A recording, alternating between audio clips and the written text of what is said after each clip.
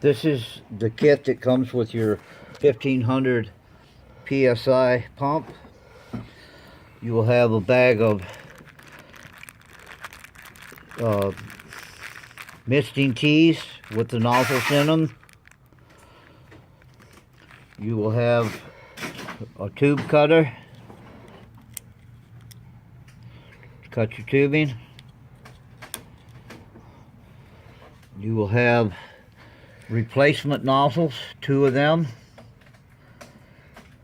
You will have a bag of clamps and a bag with a drain valve.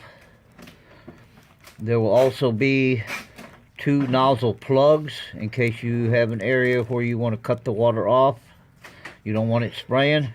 Put the nozzle plugs in, and then you will have an end plug which will go in the very end of the line. You'll also receive your tubing and your filter kit. In addition to that, we have other parts that may make your system a lot easier to install.